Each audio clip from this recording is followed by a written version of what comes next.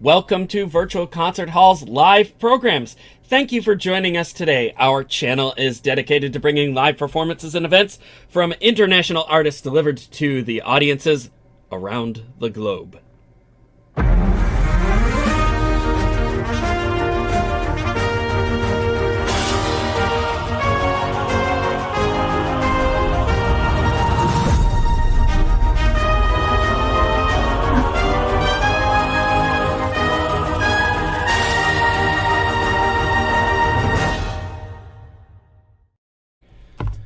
I am James Welch, and I will be your host today. We are presenting a continuation of the ColORCHESTRA auditions. We went all weekend, and we are still going through like 6 o'clock today with many wonderful auditions, with musicians auditioning for the opportunity to perform with orchestras worldwide. Auditionees from many countries are seeking guidance and support from the judges through live comments, which you will hear after each performance today. The The ColORCHESTRA auditions worldwide are organized by Artist Ventures, Sound Espressivo, Progressive Musicians, and Virtual Concert Halls in collaboration with Price Attractions, Vocal Artists Management, and Ciccerone Music and Arts. And we have many other partners, as you can see on the screen here. There's too many to just say out loud, but we thank you all for your support and your resources and your time, and yes.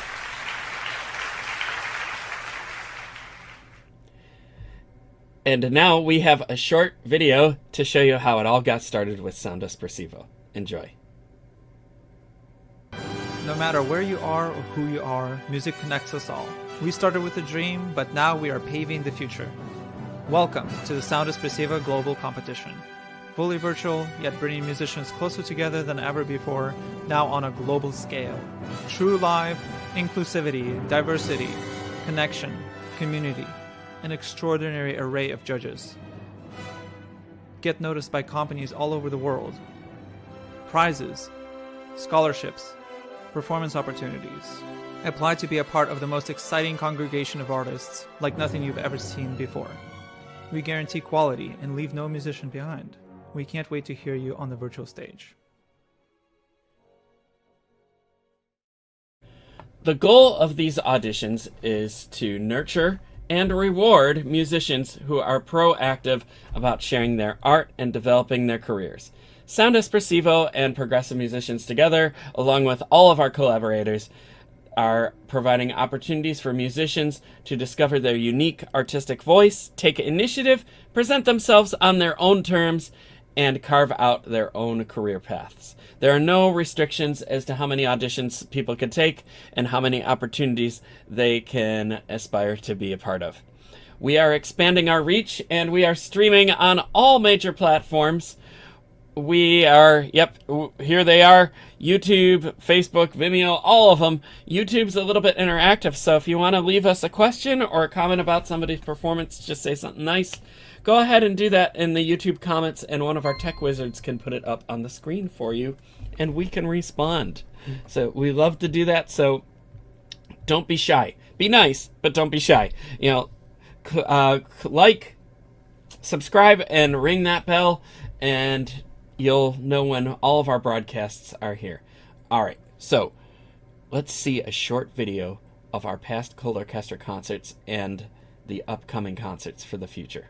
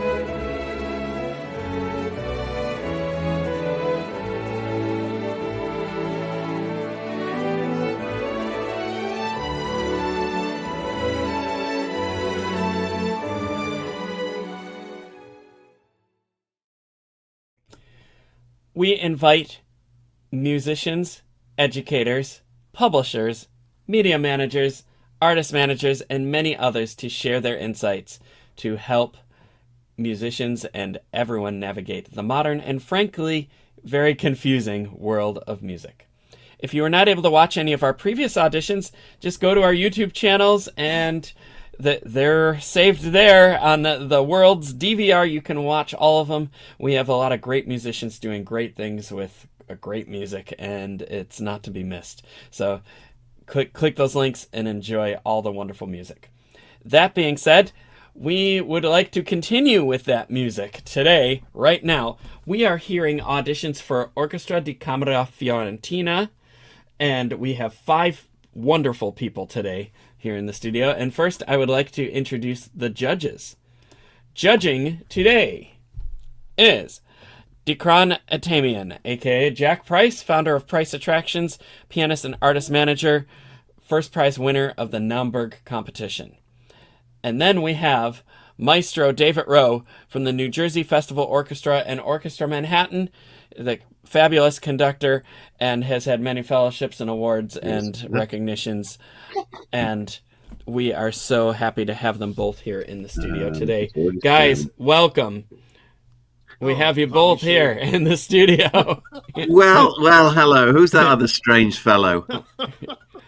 Oh, did you bring the posse? I don't you know, it's just us 3 today, so I mean, we're gonna have to try not to cause too much trouble. In that case, James, we need your feedback.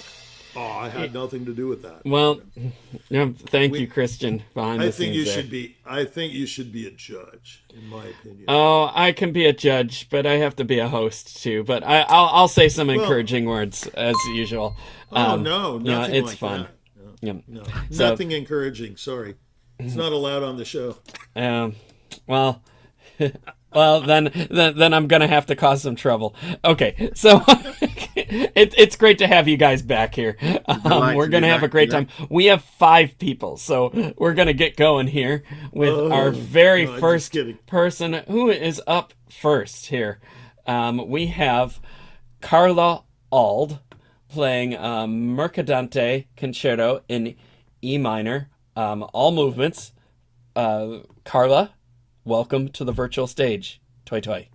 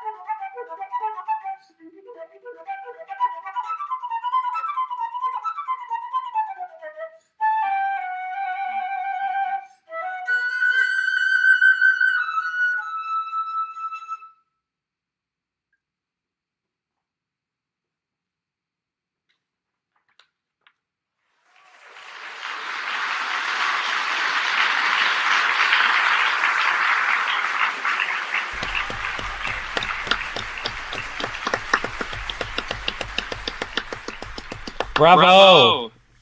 Wonderful. Great to hear you play, Carla. Thank you. And thank you for bringing this to our stage. I don't think I've ever heard this concerto before. It was really neat to hear it. And you introduced it to me. So thank you for that. I'm going to turn it over to the judges here. And I think we'd like to start with David. Would you go first? All right. Hello, Carla. This is David Rowe speaking. It's a delight to see you again. And I think I remember meeting you at the Carnegie performance last month. Am I correct? You are correct. Yeah, it was a delight to see you. First, thank you for coming to that, and also thank you for introducing yourself. As in James's case, I'm also unfamiliar with this work. So one arm, when I have thoughts and make comments about this, one arm is tied a little behind my back. But let me dive straight in. I made copious notes here. Firstly, with regards to your playing, the thing that strikes me most about your playing is the sweetness and delicacy which you bring to the more lyrical passages of this concerto. Thank you for that. It's not always easy, is it, on a flute to cover the whole gamut of dynamic and expressive capability melody just by the nature of the instrument. It has this gorgeous, unique sound. It takes a real expert to create a variety of color on this instrument, and I think you do that really quite well in the lyrical parts of this concerto. So congratulations on that. It was really quite lovely, and for it to sound lovely on a compromised Zoom situation like this, that's a real credit to your artistry. I have just a couple of questions about the piece. The first question is, to my understanding, it's in 3 movements, correct? Correct. The first movement, after the initial exposition, if you want to call it that, and then it goes into a more lyrical section, is it marked in the score a meno mosso, or is it a lyrical section within the same tempo? That's a good question. That is a largo, actually. It's marked as largo. So you start out and then it suddenly hits largo. Yes. So I stop the first movement. And what is the tempo marking at the top of the piece? there is none. I marked it as 63 to the quarter, but there is none. This is quite an old piece. I mean, Mercadante lived, as you can imagine, during the classical period of Italian classical.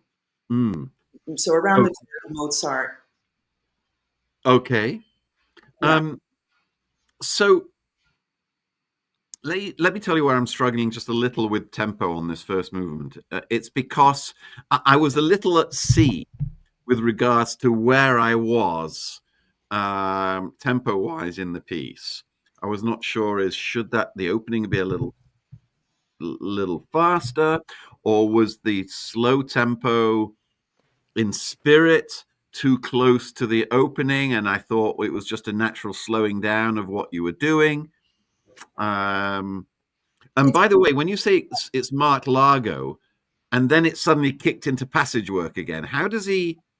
I'm sorry to interrupt. The first movement is a faster movement, as typical concerto, and it's an allegro maestoso. Okay, so but is there any? Okay, now we're getting to what I suspected. Is there any formal marking tempo expressions in the first movement other than allegro maestoso? No, there is not. It should be one continuous, and very difficult to do without having, and I work with metronome, of course, to present a more cohesive tempo, but it's difficult without an orchestra behind you. Or Understood.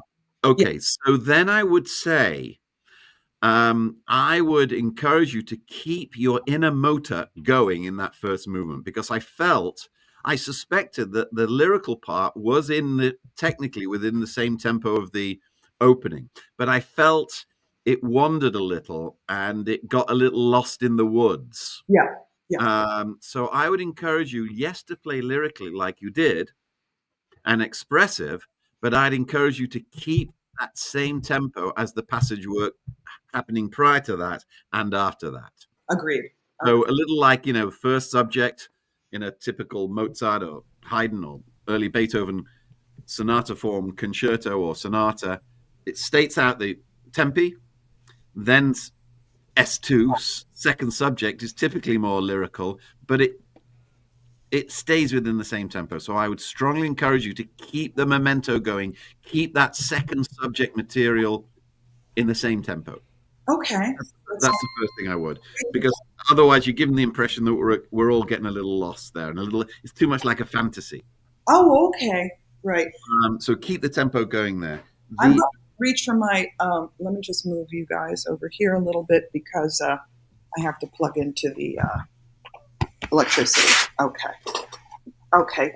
I am fine now.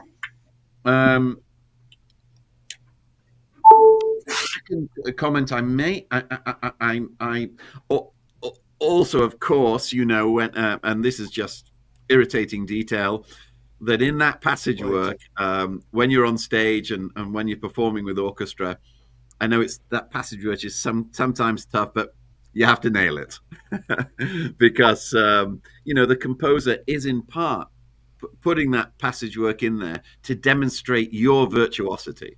Right. So that's your opportunity to demonstrate your virtuosity. So make sure you do it. Yes. No. By hitting all the notes in the fast tempo. And that's just your homework that you've got to do. Yes. And I'm stating the obvious there. Yes. The only other thing I might mention, and this might be a phenomenon of us being on Zoom, but I would love for, in the faster, more articulated moments, for your tonguing to be a little more articulated, a little harder. Okay. For me, your approach, the tonguing approach in the faster sections, was just a little gentle, and I think there could be more edgy, harder tonguing to create a more explosive moment of the beginning of that note, as opposed to it going wah ta. I'm not a wind player myself, but I'm knowledgeable enough to know that you can create more dynamic difference and different styles of types of articulation through hard tonguing, softer tonguing, and I would have liked to see, even in the first movement, a little sharper articulation, to again differentiate between the lovely lyricism that you bring to the piece in those slower sections.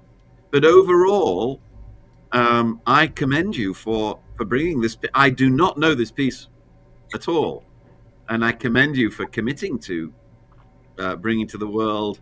It might be very well known in the flute diaspora, but for you to bring it to light for us is, for me, a pleasure, and I thank you for that. And with that, I hand it over to Dickren. Dickren? Who's Dickren? Jack Price. Okay. Carla, as usual, you're absolutely... I mean, David, I can't say I disagree with you, but I don't know what the hell you're talking about. I mean, this is one of the great flutists of all time. I didn't know whether Rampal was there, or Maxence Larieux, my buddy, or Galway or Boise or Baker, or who was on the stage. But I mean, come on. Have you ever heard her play the Schubert? I mean, come on, it's just phenomenal. I mean, Carla, that was absolutely magnificent. I I'm on my knees, as usual. The sound is, I'm not kidding. Okay, you guys think this is the comedy hour, but it's not. Okay. Although I have to say I had nothing to do with that.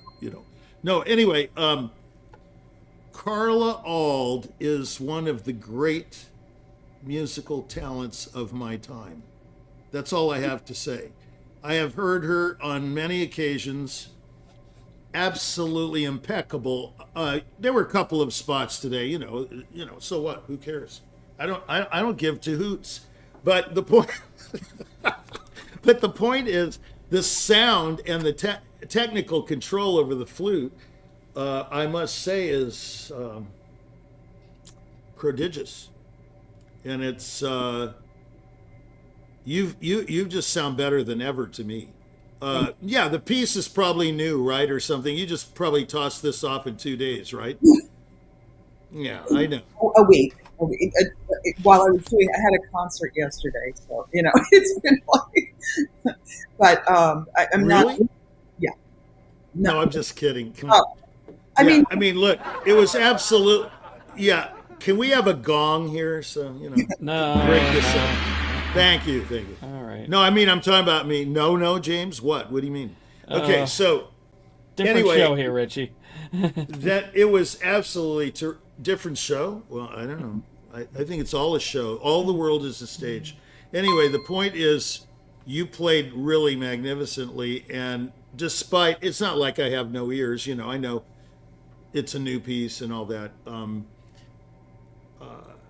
Everything I've ever heard this person play has been magnificent, and you should be on the world stage. But alas, yeah, we need money. So no, it was fabulous playing, Carla, as always. Thank you so much. You're welcome. I really appreciate it.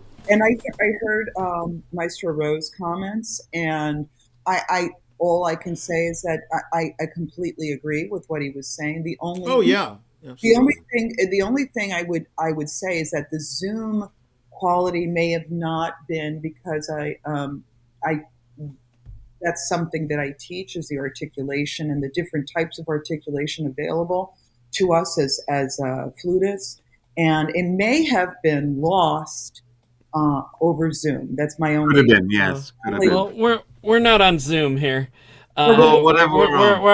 We're on a program that is supposedly getting rid of like all that filtered stuff. But the beauty part of all this is that you could go back and watch it later. Oh, You could go back and watch it right now as it's playing, and just So I mean, we're just subscribe, like, ring that bell on our YouTube channel, and you can watch anything that we've broadcast. Okay. well, Yeah, even without doing that. But I'm just saying you should, because subscribe. Wonderful. Did you have any questions you wanted to ask, Carla, or anything else you wanted to add?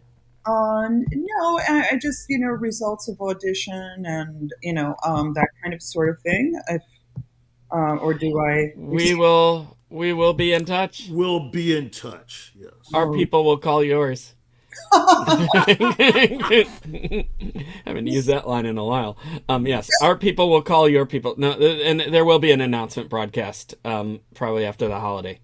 Okay, and I thank you so much for your wonderful commentary. I take them all very seriously, and thank you for your time today. And that includes you, James.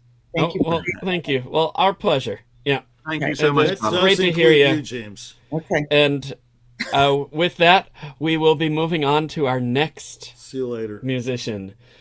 We have Lucia Tang in the studio, ready to perform Mendelssohn Piano Concerto in D minor, first movement. Lucia, the stage is yours. Break a leg.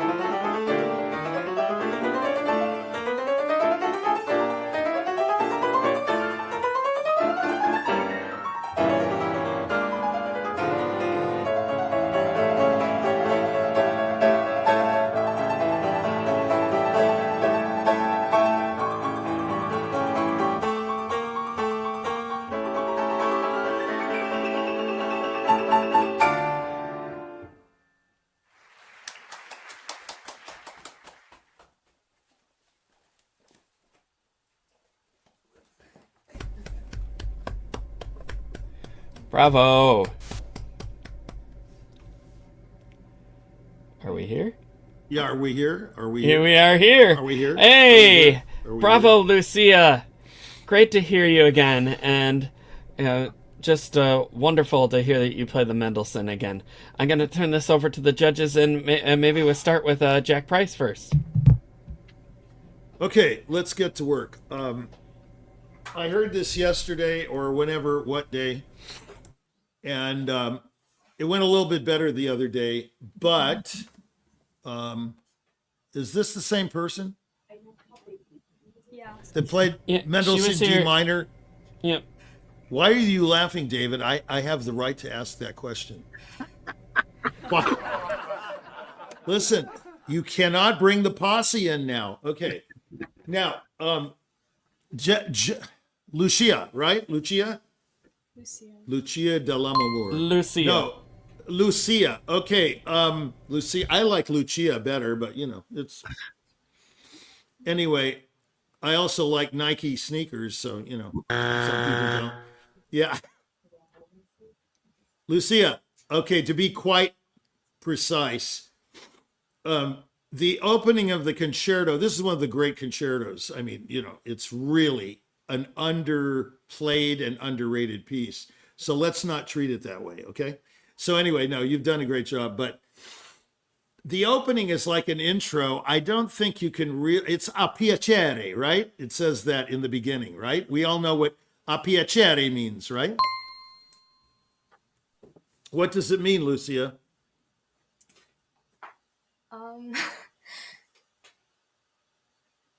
Ah.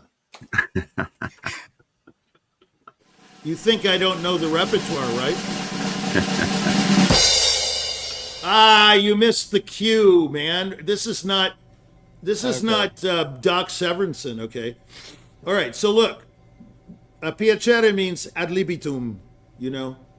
Like compose it on the spot. Use your imagination. It's not measured. So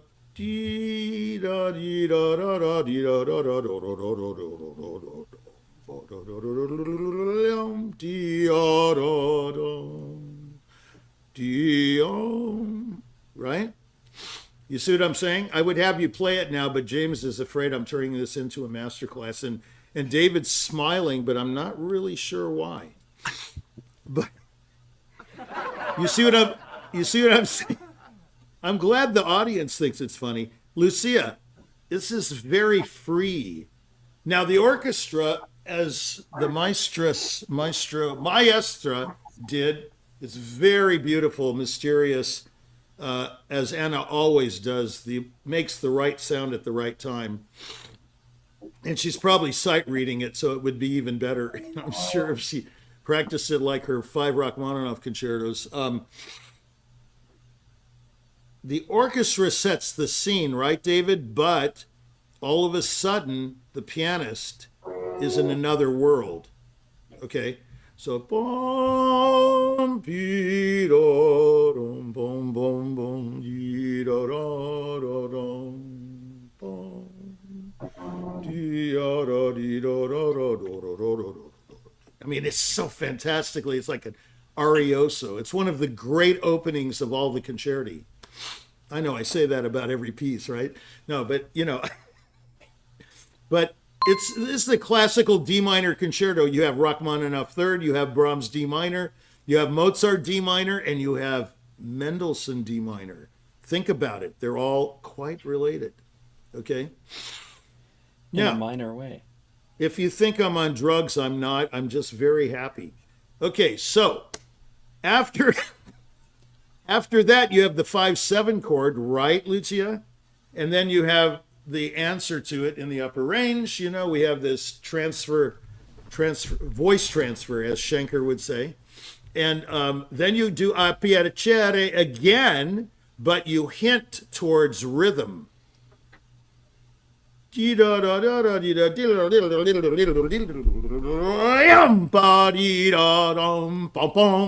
you give David the cue. You see, you have to recover. Okay? A piacere only for a while. Why? Because that's the way it is. I'm not going to give you some ridiculous musical reason. It just is. What is, what isn't. That's what Gerhard used to say. Okay. And the orchestra is vital here, They interrupt you, you interrupt them, blah, blah, blah, and then you go to town on the octaves. Now, the octaves,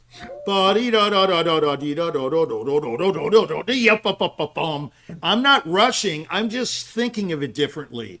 You're thinking of it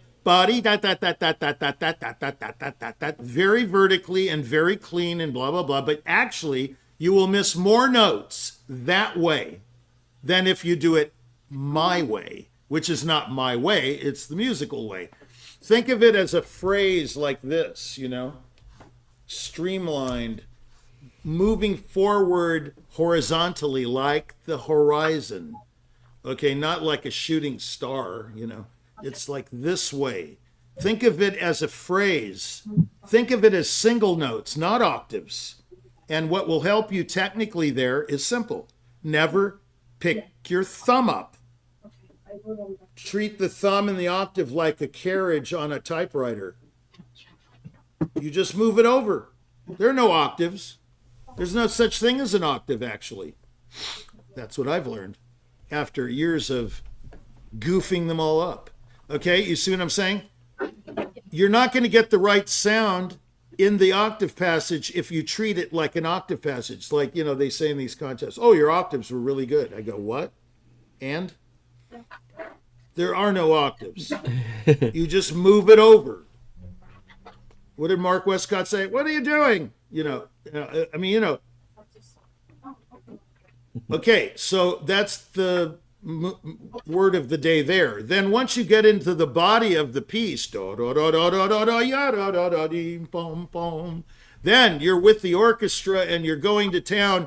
You've got to drive this thing. Otherwise, it's just a series of D minor arpeggiation and nonsense. Mendelssohn and all of them, it's like Salieri said about Mozart, or one of those guys from the Italian court. They said, what's with all these arpeggios and thirds and, scales? They make no sense. That's because they were jealous of Mozart. But the fact is, that's all it is, unless the artist makes more of it. Okay? I seem to have some drizzle here.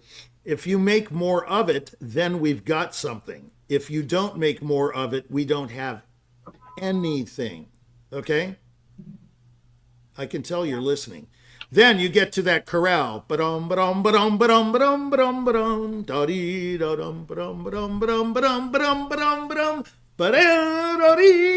it's like just fantastically, it's open. Your arpeggiation is open. You move, you go, you fly. Not this measured stuff, okay? But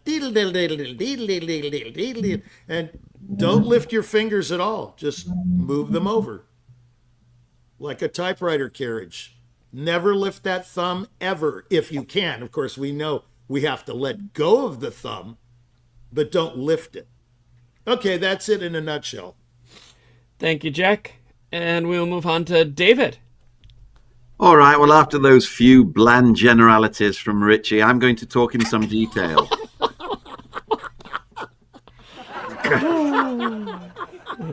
I love we can't wait, David. Go really for it. I tell you. All right, Lucia. Firstly, it's great to see you, and it was a delight to work with you last month, I guess now, at the end of November. And it's a joy that you're bringing back this piece of music again.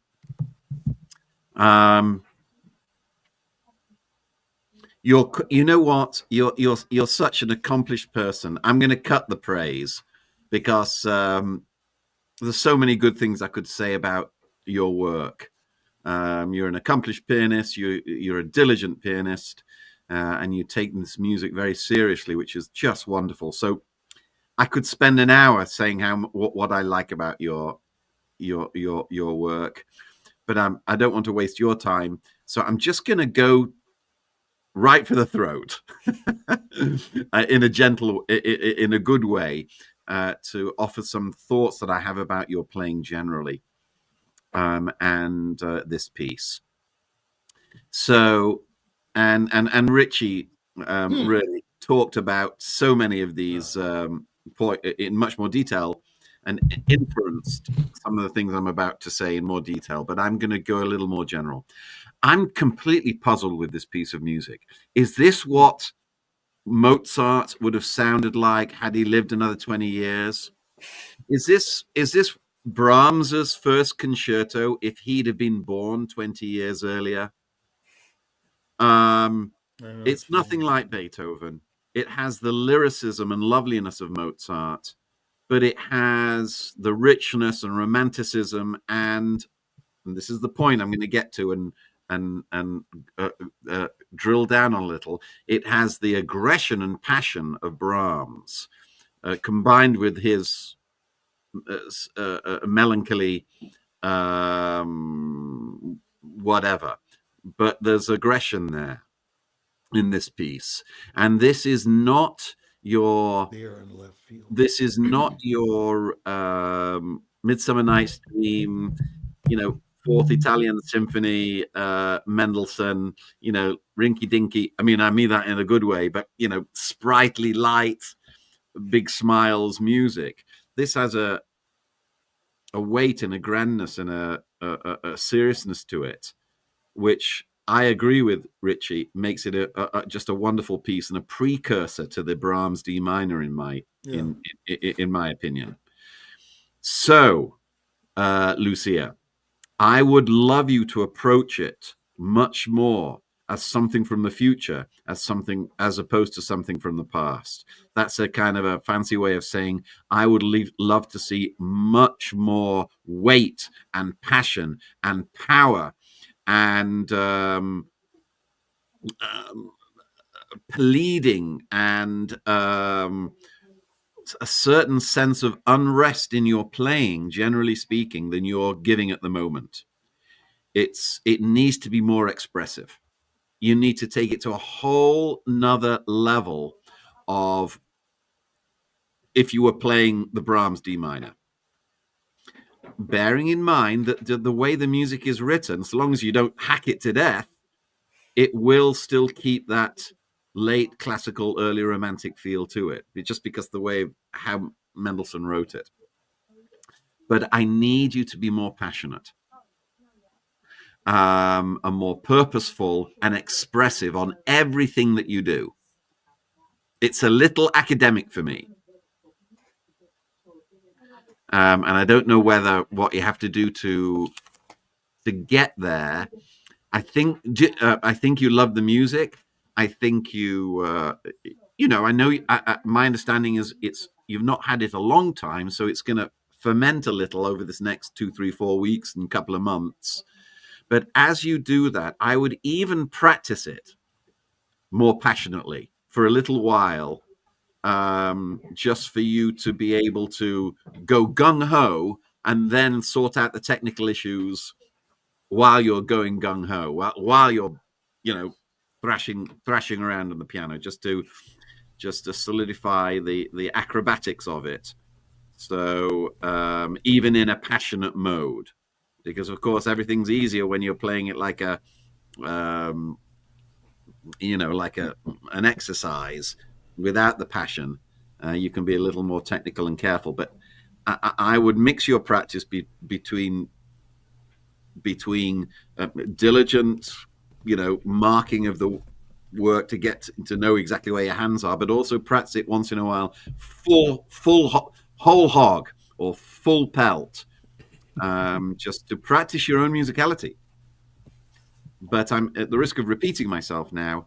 I need more passion from you in this piece of music, and with that, more dynamism and more contrast will come through, whether it be the mysticism of the beginning that Richie was talking about, or whether we're talking about this really quite pleading, passionate, quite aggressive passage work up and down the piano, or whether it be this lyricism of this beautiful melody, dee da da dee dee, da da da dee da da. Even that you can make sing much more, of course, by using Rich's technique of with that thumb, but it needs to come out pleading more.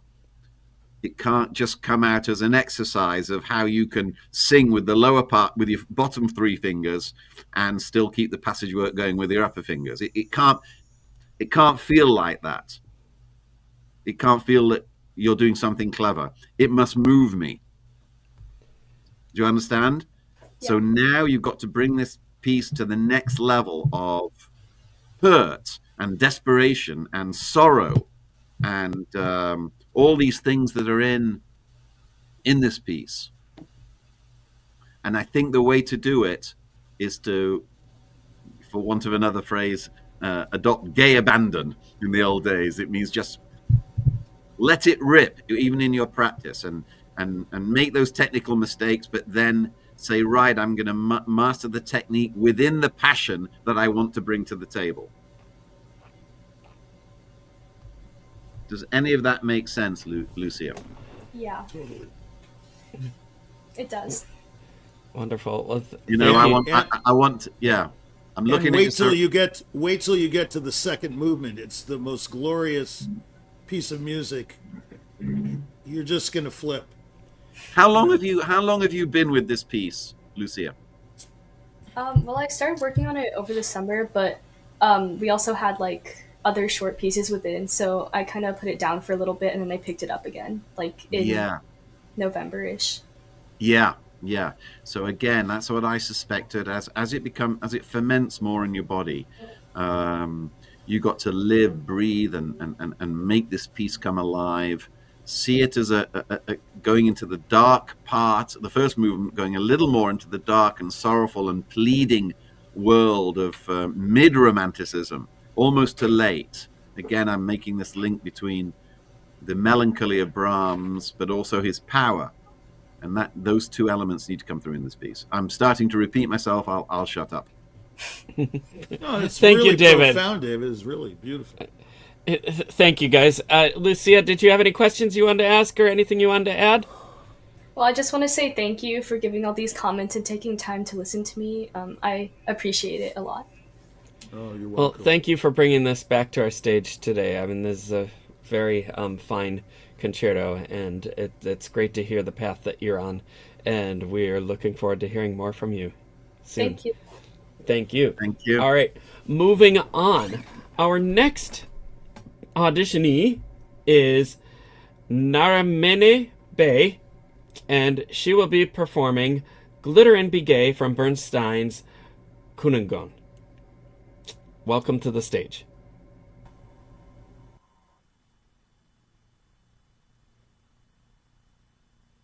Hello everybody. So before I begin, I just want to say that it is a backtrack piano accompaniment, so for some vocalizing, I will have to just be close there and put pause, do my vocalizing, and then play again.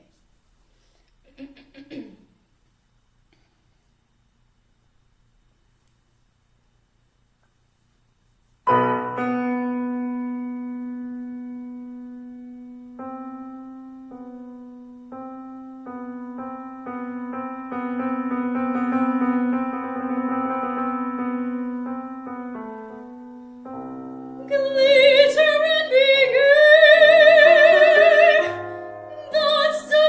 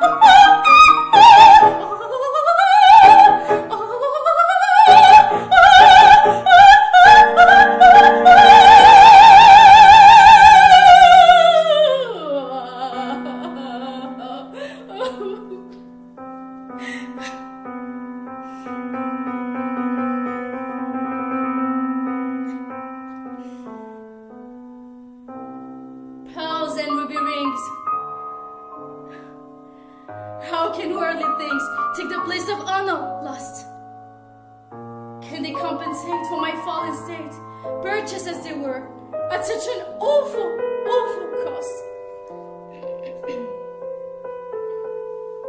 Bracelets and lavaliers, can they dry my tears? Can they blind my eyes for shame? Can the brightest broach shield me from reproach?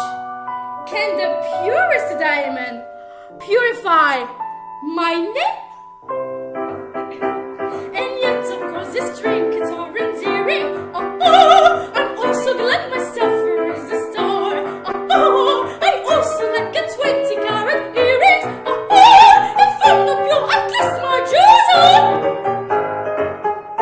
Enough, enough. I'll take the diamond necklace and show my noble stuff by being gay and reckless. Oh, oh, oh.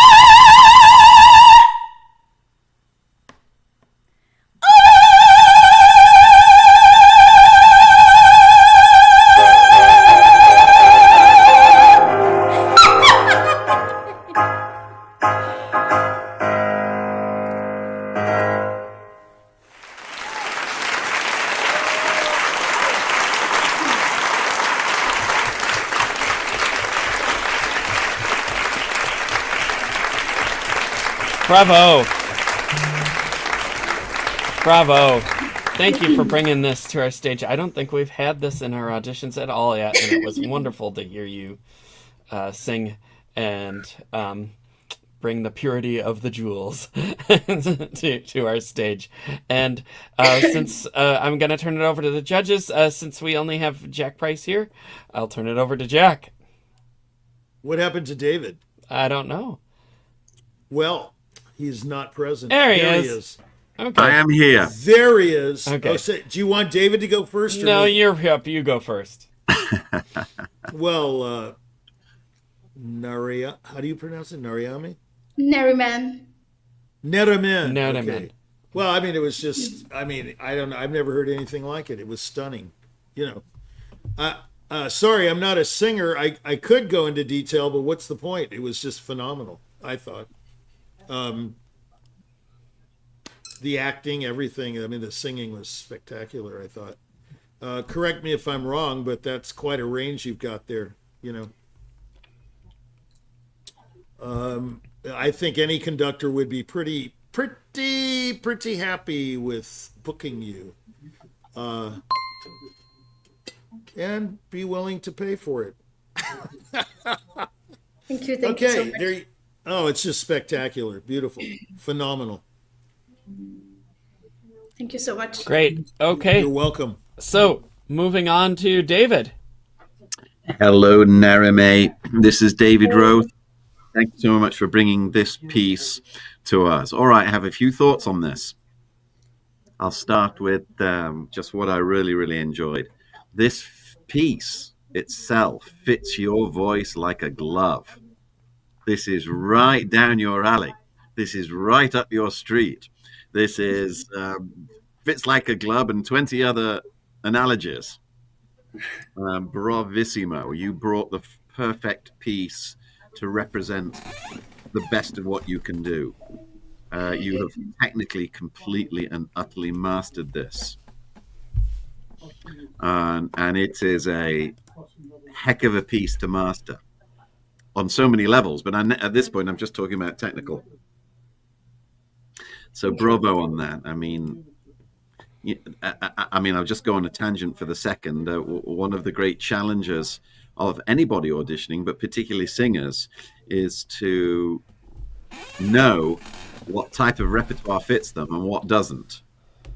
And you understand exactly what your capabilities, well, you give me the impression you know exactly what your capabilities are and what does suit you. And at the risk of repeating myself, bravo, this is the perfect piece for you technically. Thank you so much, David. Oh, Thank you. I've performed this work in concerts a number of times, and I've not heard it more accurate. And I've worked with some pretty darn good singers. So bravissimo. Now, let me talk about my personal opinion on some of the elements of it. Of course, it's in A-B form, isn't it? It has this one slow, doloroso section, and then she's completely charmed by money, glitz, and she shows her other side. The opening for me was too slow. And it also was too honest. Now, what I'm going to say about, let me explain what I'm going to say about this. You as a personality on the taking this, singing this, are a complete fake. You're a complete sham of a woman. And you are a caricature of a person. The way you sung the opening, I mean, if I didn't know Tosca, I thought I might think that it could be an aria from some tragic, serious piece of Puccini or oh my God, whatever.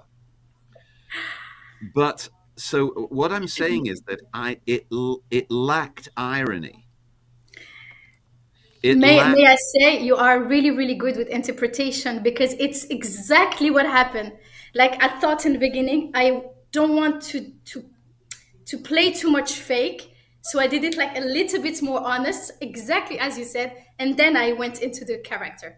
Yeah, but I think you remain throughout this piece you remain a comic personality. And unfortunately, you know, in when you're hamming something up, or for example, in, you know, British pantomime, you can never be so honest and decent and quality and, you know, opera seria that you lose your ridiculousness. And it wasn't, the pathos should have been, for me, more ridiculous. And I think, but it's only a personal opinion. I mean, someone else might feel the complete opposite and feel it should be serious and convincing. But I think right from the start, I want to be laughing. But I wasn't laughing at the beginning. Okay. So you need to keep, I would recommend you think about right from the start, knowing that you're a ridiculous person and you're a comic person, and it needs to be a caricature of its opera seria opera. So therefore, and I think there's two ways you can achieve that.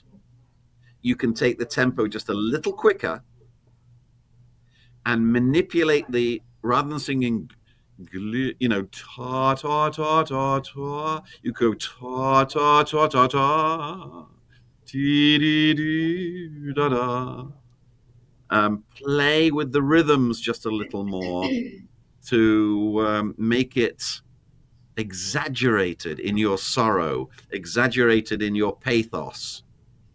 It was just way too tasteful. I used to do it like this. Which would then, when the second section comes, be even more ridiculous. and we see, oh, of course, you're a complete fake, and it's all about glitter and pearls and money and whatever. And that makes the beginning, those slow sections, for me, funnier. That's the only thing and it's a personal thing, that's the only thing I would consider making it more corny, hamming it up more, making it more ridiculous, to keep every moment of this aria a buffo. Making it buffo, comic. Other than that, I thought it was nothing less than spectacular. David, thank you so much. Absolutely. It's just spectacular. Thank you. Is there anything you wanted to ask the judges or anything you'd like to say? You don't have to. By the way, I want to thank them for their honesty. I want to say something. Having said that, what I've said, and I'm saying I would take it faster, I'm suddenly realizing you can't take it faster because it's canned music, right? Your accompaniment was canned. Yes. Yeah. It'll go faster when you're conducting it, David. That's a disadvantage. I'm sorry? It'll go faster when you're conducting it. Right.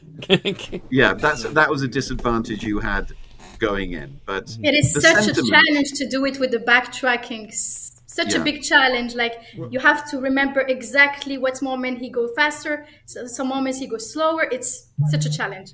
Yes, but my sentiment is the same. And if and when we're working together, then we'll work on that in rehearsal. Thank you so much for your honesty, really. And I just want to say that I performed it like quite a few times on live stage, and because it's an audition, it's a live audition, we are in front of a computer, you don't have the audience.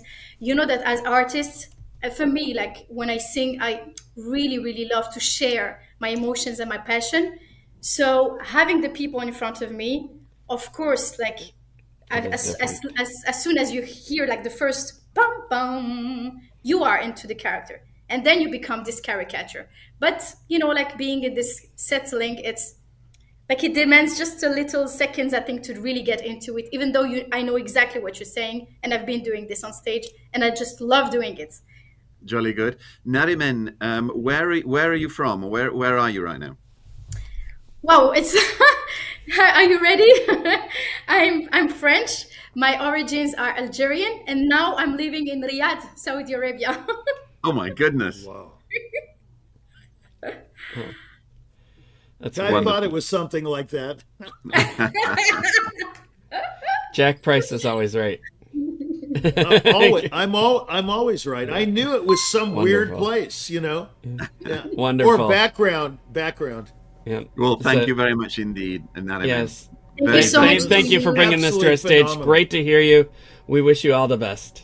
Thank you, everyone. Thank you, all of you. Thank you for this opportunity. Thank you so much. Oh, fantastic. Our pleasure. And with that, we will be moving on. We have two more today. Our next one is Caden Griggs playing the Saint-Saëns Piano Concerto No. 2, the entire thing. And we are auditioning for the Fiorentina Orchestra here, and we are bringing Caden back to the stage. Welcome. Break a leg.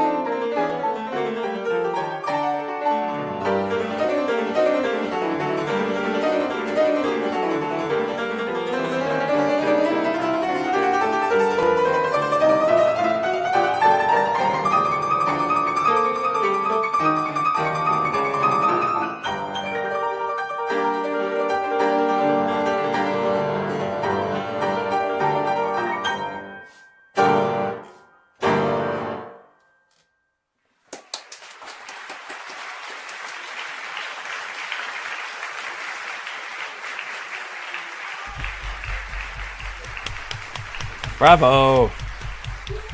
Bravo.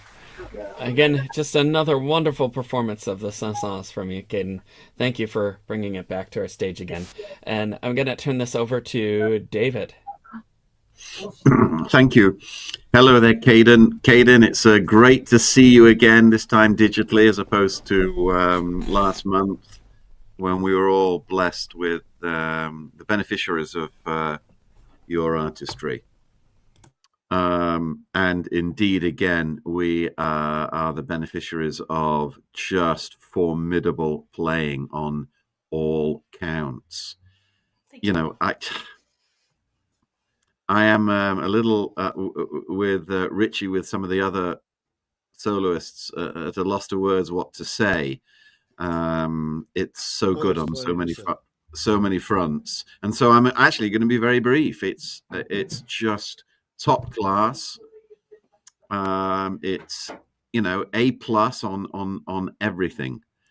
And I know what you're going to. I've just got this gut feeling with playing like that, you're going to achieve what you need to achieve with ColORCHESTRA and any other audition that you're going for, to work with other colleagues. So very, very impressive. There's one little thing. If I'm scrambling for some constructive criticism to stay, and there's very little. But if I were to make one very, very brief, it seems almost trivial and facile, as I'm searching so hard to find something that I would like to see done otherwise. The only thing that I might say is at the beginning. And I'm going to embarrass Anna. At the beginning of the second movement, if you want to know how to play those upward going, listen to your accompanist. Now, what did she do, Caden? She started a little quieter, she played it lighter, and she crescendoed as she went up.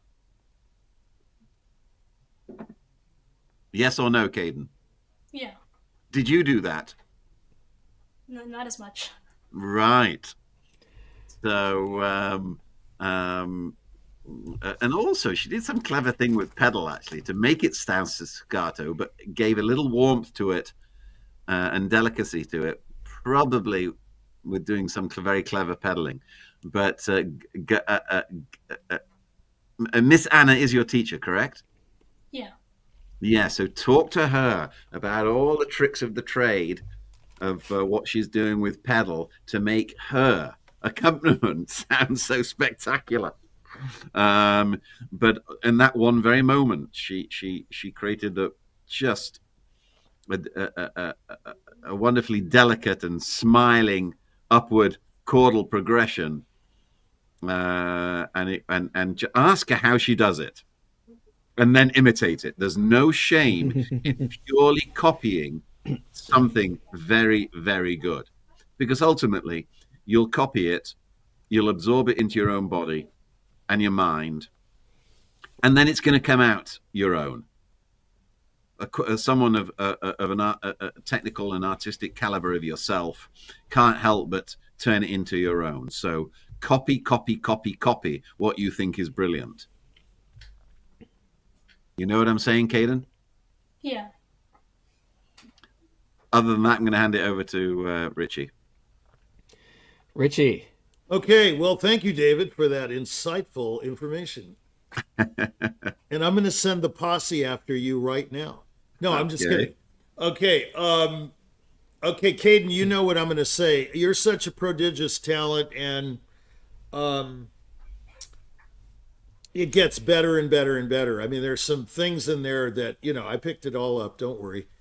Total Recall. You played real, you take things to heart. So that's why I'm going to say what I'm about to say, because I love you and I don't want you to take this as criticism. It's just to make it better.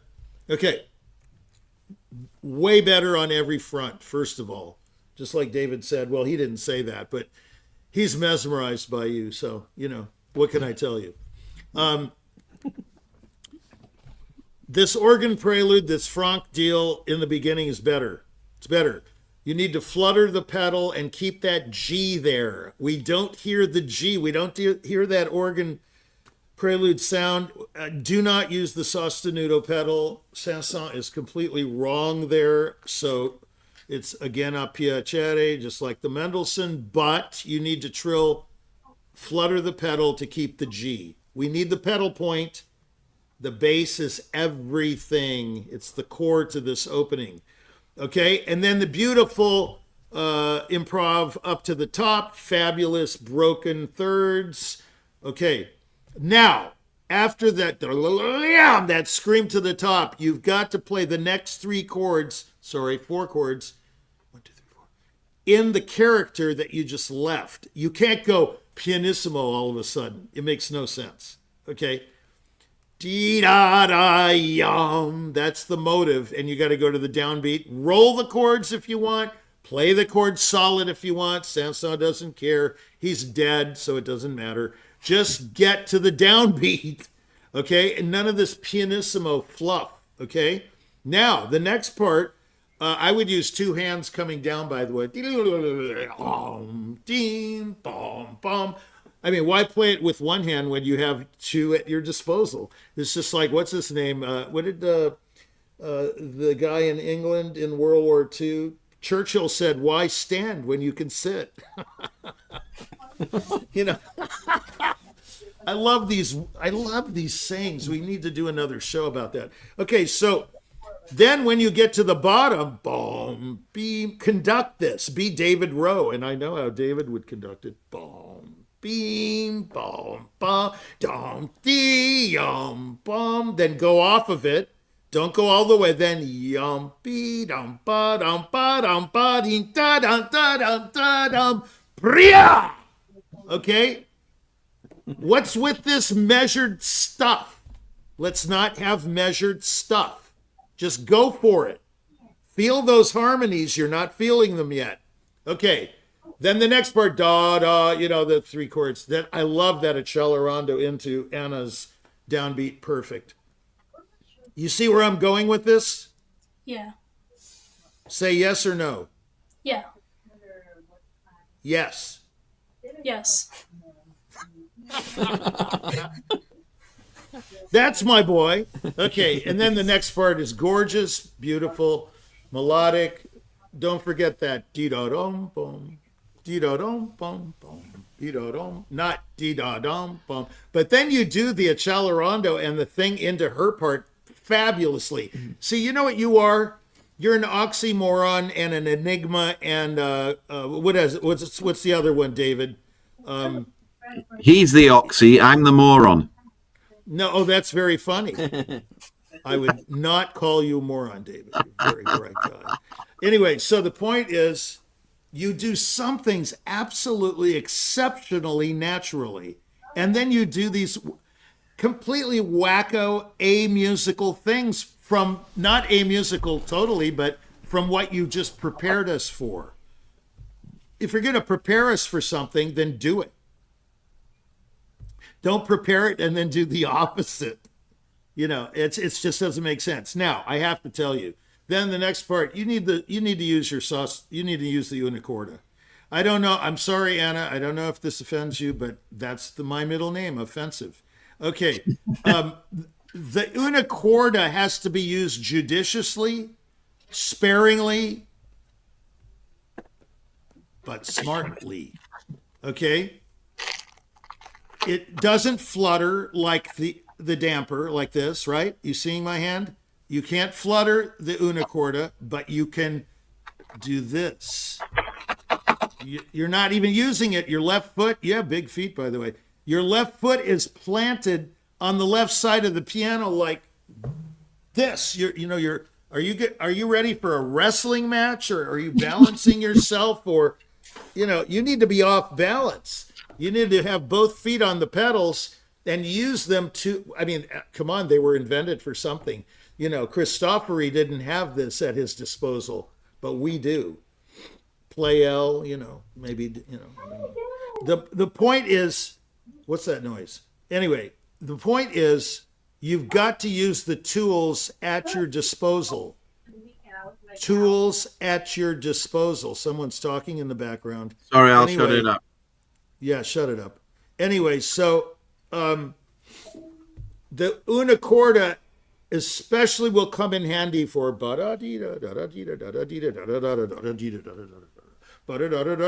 you're playing at about half tempo, okay? So you have the fingers. I mean, as David is my witness, it says like in Gone with the Wind, as God is my witness, you can do this. You've got an arsenal of technical bravado, whatever you want to call it. I mean, I've rarely heard that, that kind of solidity. So let's use it. Burn some. Olevsky used to say, you've got technique to burn, so let's burn some fingers, or let's burn it, whatever, burn it, like in Braveheart. Remember, he burned the fort and he goes, burn it. And this phone's going nuts because we have an artist going to Ukraine, and you know how that is. It's very explosive. Anyway, so the point is, that's another thing. You need to play this dolcissimo. Wouldn't you agree, David? It's dolcissimo. I don't mean to start it like your octaves. No. It has to come in and blossom. See what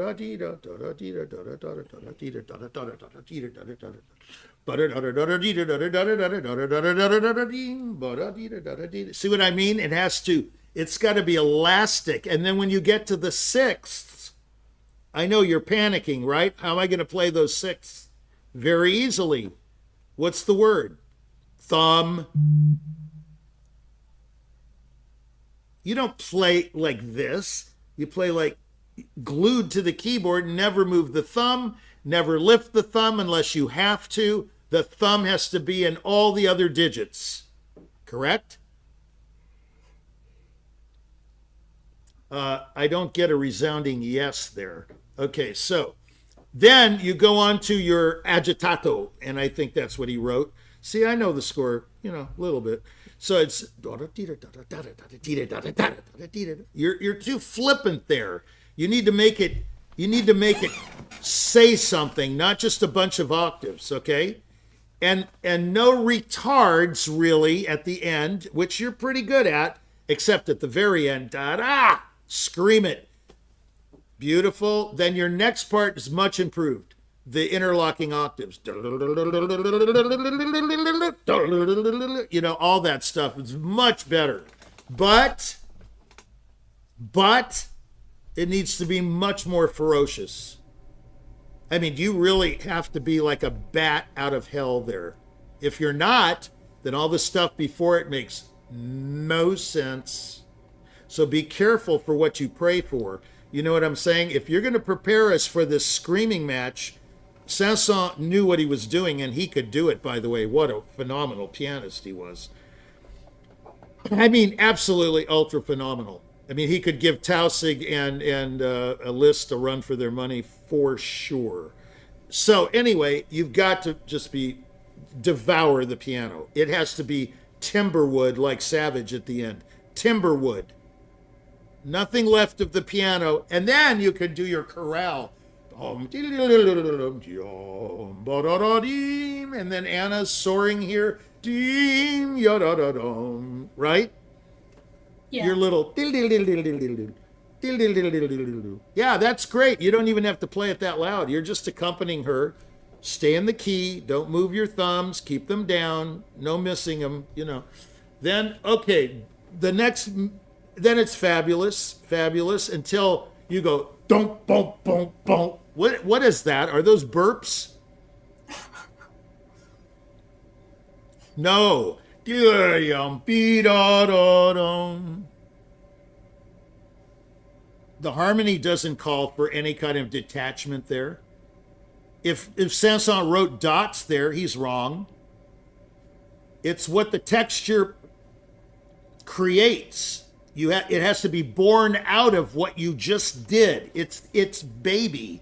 Those four notes, those four octaves are the baby, the progeny of all the arpeggiation. Now,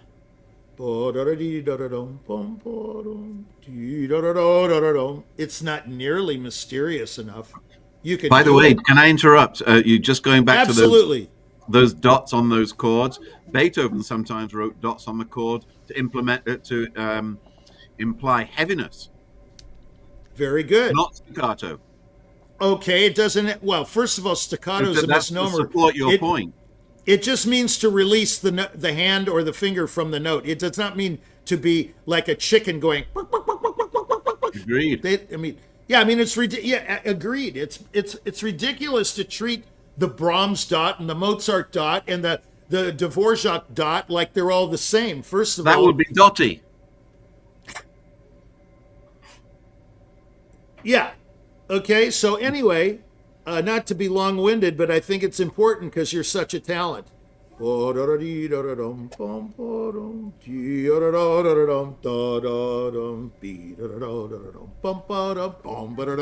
See, you're not varying it enough. You're playing what's on the score. There's nothing on the score. It's naked. It's all it is a roadmap. Saint-Saëns did not leave it. He leaves it to you. Remember the lawyers and the judges interpreting instead of enforcing and being expedient? You're enforcing the law and you're making it expedient. You're not interpreting. Use your mind because you have one. So all of that has to be much more improvisatory than the biggest crime of all.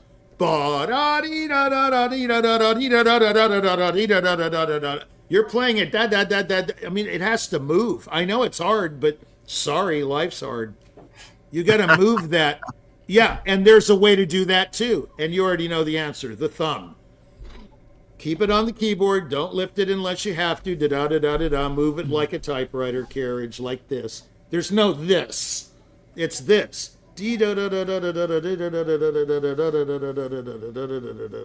Like that. It's not tight. It's loose. Then you're good, except in this sort of contrapuntal part.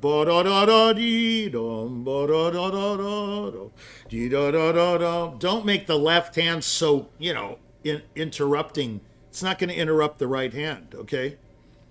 Then it's pretty good. And then wait. You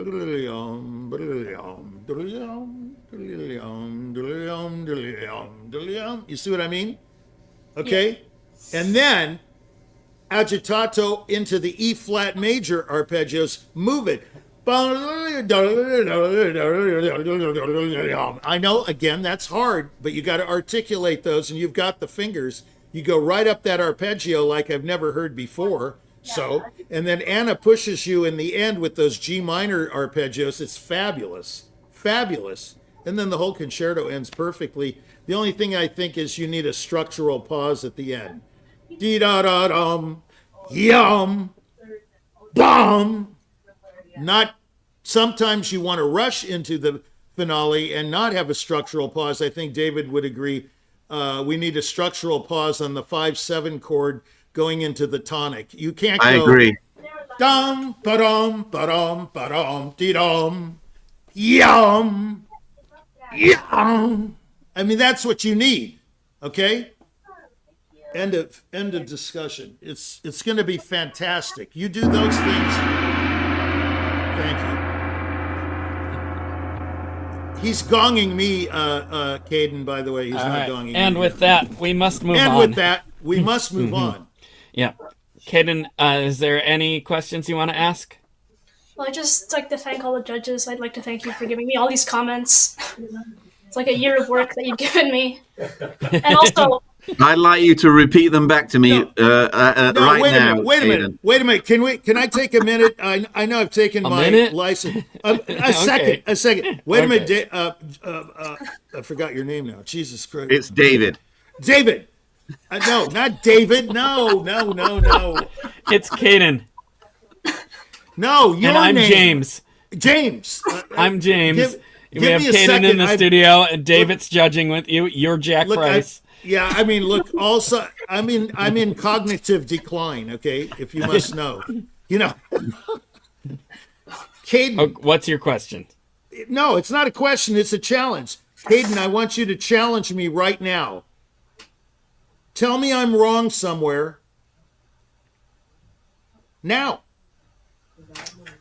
You're wrong about the left pedal during the first movement. Okay, and how so? Oh, here we go. Come on. I was just pointing out a random spot. You mean you don't want, what do you mean left pedal? You mean una corda? You don't want to use it? Has he got one on that piano? He does. Yeah. Okay.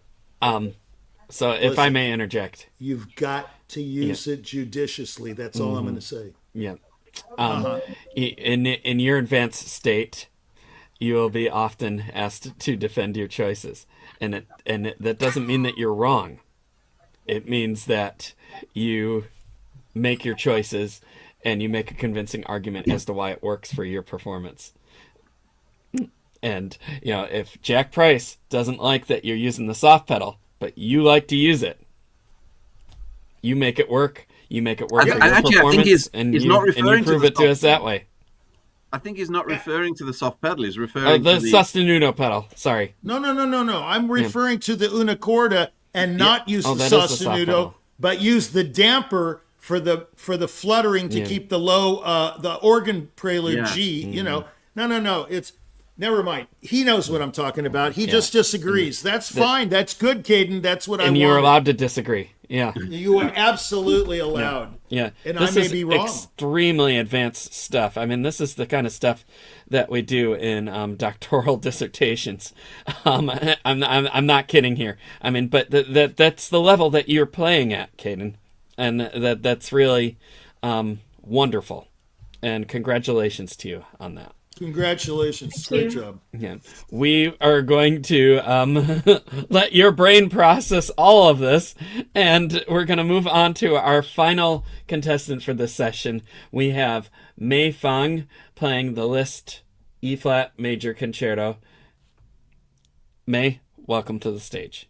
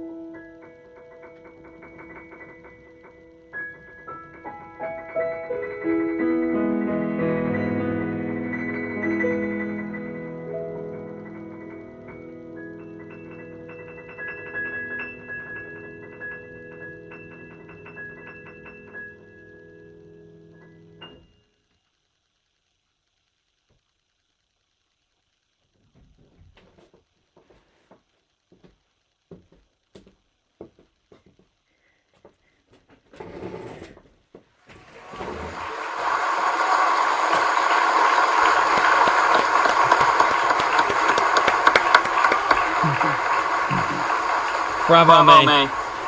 It's Wonderful to hear you again on this fabulous list. I'm going to turn it over to the judges here, and I will bring it over to David Rowe first. Hello, May. How are you? Fine, thanks. How are you? Good. What town are you in right now? I'm in Greencastle, Indiana. I'm sorry, where? It's Greencastle, Indiana. Oh, wonderful. Okie doke. May, this is just very, very beautiful playing. I was quite moved. And this piece of music is in your body, in your mind, in your spirit, and you bring it alive just wonderfully. As you were playing, I rushed to the internet to dig out the score because I didn't have it handy, just to see, what you were doing in addition to what there was there on the score. But of course, a piece of music is just lines and dots on a page until an interpreter comes and brings it alive. I have very, very little to say, May. It was just, I was profoundly moved by it, and I thought it was an exceptional presentation. I mean, for me to make any constructive criticisms, it is very difficult for me because your concepts of touch and concepts of color are so at such a high level of what you're playing. I'd have to be in the room.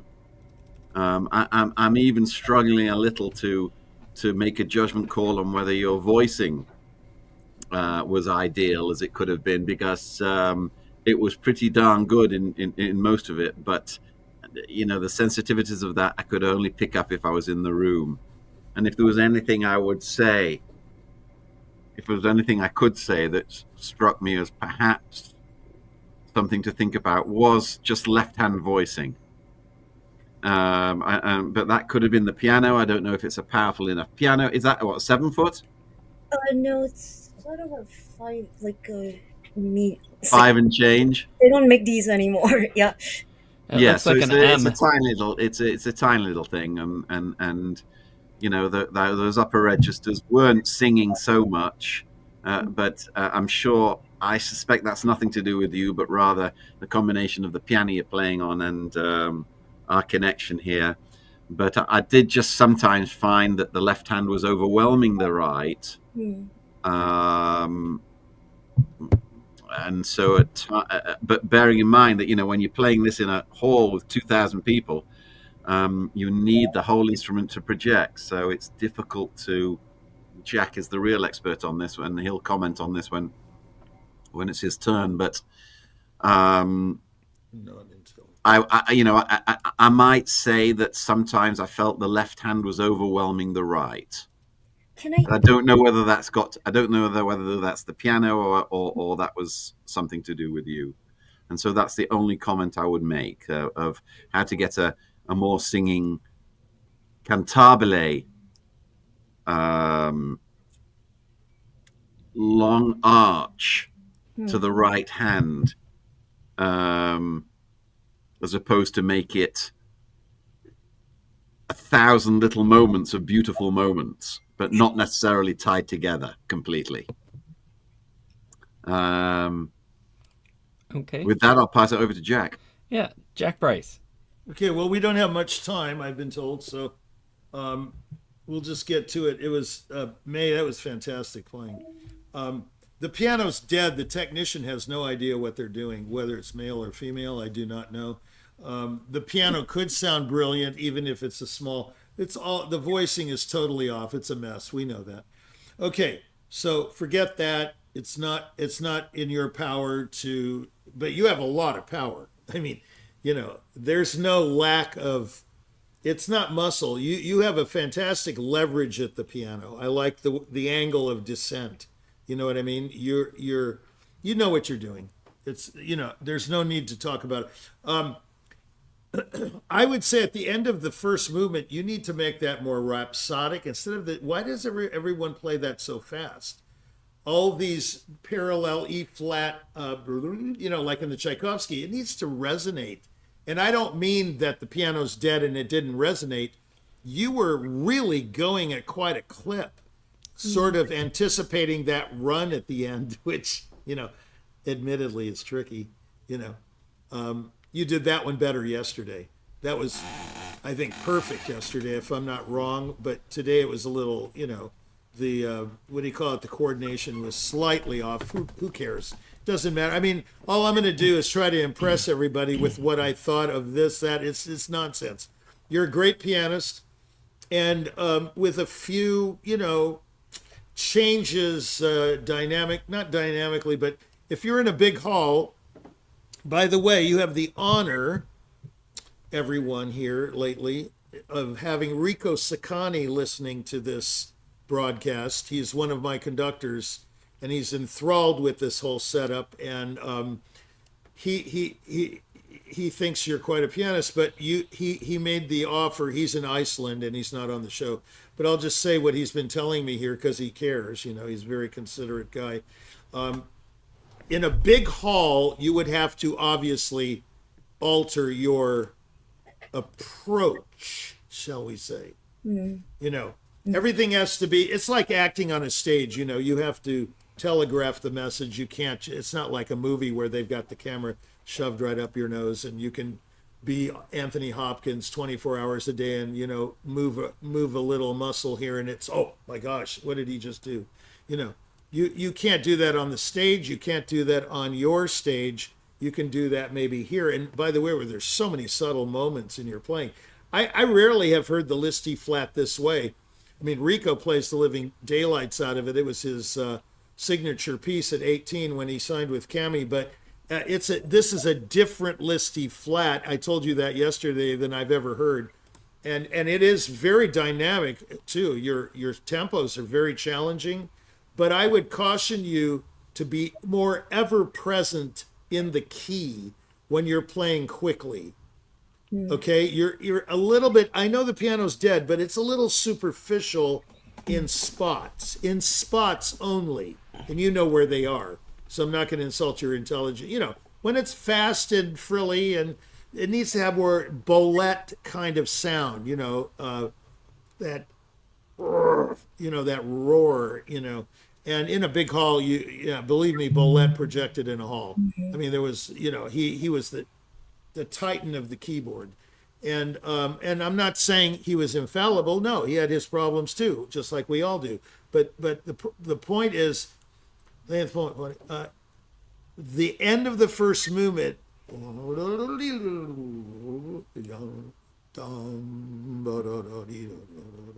not too fast. I don't think David would like to go that fast either. It's just too chaotic. Trying to fit those E flat arpeggiations into this so-called vertical beat. It's not wise. Make it a tempo. I mean, the whole piece is ad libitum, right? I mean, come on. There's not much here that's structured to the point that, everything has to land on the first beat and the third beat and, blah, blah, blah. Take a tempo in the coda that you can do it tonally. Okay? All right. The slow movement is very good. The arioso and all of that, very, very good. The piano's dead there, so, that will solve that problem. Those screaming matches. And by the way, I just really admire your the sixths going down. Aren't those sixths? It's kind of tritones. Yeah, I really love the sound you get there, and it's so facile. That's the word for it. It's like Quicksilver, the way you play that. It's just tremendous. Yeah, I like it. Great job. Thank you, Jack. And May, do you have any questions you want to ask? Actually, could I ask a question? Yeah. To Jack's point about projection, and especially since we have also Mr. Rowe here, the second movement, would that more or would that work Yeah, I mean, it has to be more of what you're doing. I kind of rather wanted it intimate, but with that Yeah, but much. I know what you're trying to do, Yeah. but when you do yo, ba, ba, ba, ba, ba, bee, ba, ba, ba, ba, ba, rah, that thing in the bass, and then how Liszt growls. First of all, the first one's too staccato, like we were discussing here. The second one, you held it a little bit like a portamento. But it's not even portamento. It's just a growl. It's a growl. This is very, he's really pretty pissed off there. You know what I'm saying? If you wanted to do a programmatic approach to the piece, I don't think he's too happy there. Probably Yeah. some person pissed him off in the audience. Who knows? But the point is, dee da da da dum da da da dee da da da da da da da da da da dum yum da dum bum bee. See, your arpeggiation was great. The piano's just dead, but I heard every note. But you won't hear it on a dead piano in a big hall, so you've got to really, I would say, transfer that power and weight from the thumb to the fingers, so they're not playing like this, but they're playing like this. See, I can't stress this enough. The thumb has to play in each of the other digits mentally. Obviously, you're not going to put your thumb on top of your third finger, like Gary Graffman used to play octaves with 1 and 2, Did you know that? It was unbelievable. Anyway, but that's because, his hand was bothering him, so he played it with 1-2 instead of 1-5. I don't know how he did it, but it was quite magical. I've done 1-4, not 1-5. No, 1-2. I'm telling you. Yeah, so anyway, what you need is, forget about the deadness of a piano. You need, we have 5 minutes, right? You need a different approach there, okay? But it's the same approach, only more, okay? So if you're still gliding like a typewriter and not going up and down, which is wonderful, which you do very well, by the way, do it even more. In other words, let the shoulder get into, the body has to play the piano. Quite honestly, that's what I want to say, not the fingers. The fingers just depress the notes. The body's playing the piano. And Tobias Mate and all those crazy nuts, they all think, the hyperimpediment and all this stuff. I mean, it's nonsense. It's all nonsense. It's all baloney to sell books. The real truth is the torso has to do the work, which is attached to the shoulder, the elbow, the wrist, and then finally the fingertip. And that's where fingertip awareness comes in. Yes, you have to have fingertip awareness, but it's not what actually plays the notes. And the angle of descent also, which your angle of descent is quite good, by the way. So you're way ahead of the game. You just got to, alterations. All right. Well, with that, we are running down on time here, so we're going to have to stop here.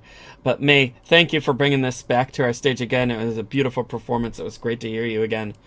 And we wish you all the best. Excuse me. Oh, we wish you all the best. And, for that, we will sign you off here. Judges, thank you so much for all of your time and your expertise.